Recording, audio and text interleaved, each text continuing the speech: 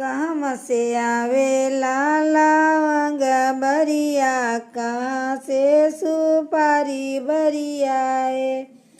कहाँ से आवेला लवंग बरिया, कहाँ से सुपारी बरियाए।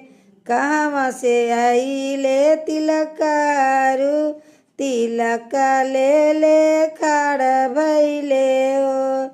कहाँ से आइले तिलकारू, तिलक ले ले खाड़ भैले।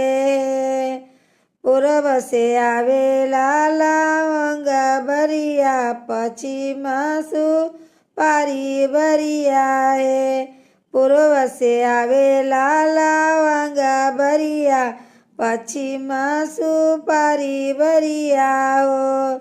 मिथिला से आइले तिलकारू, तिलक लिहले खाड़ भैले हो। मिथिला से आइले तिलकारू, तिलक लिहले खाड़ भैले हो। अरज से बोले ले राजा दशरथ, सुनी जी जानक समधी जी। अरज से बोले ले राजा दशरथ, सुनी जी जानक समधी जी। आई मोरी बैठी दुआरे, चरण पहिले धोवे दीजी। आई मोरी बैठी दुआरे, चरण पहिले धोवे दीजी।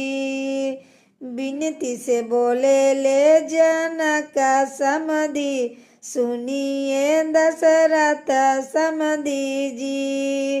विनती से बोले ले जनक समधी, सुनिए दशरथ समधी जी। तिलक मोरी लीली चढ़वाई, शरद मोरा पूरी जइहे हो।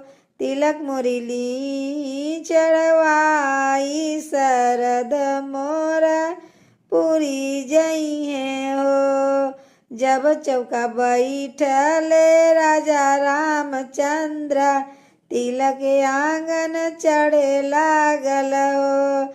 जब चौका बैठले राजा रामचंद्र, तिलक आंगन चढ़े लागल हो। सजन लोग दिया ले आशीष, महलिया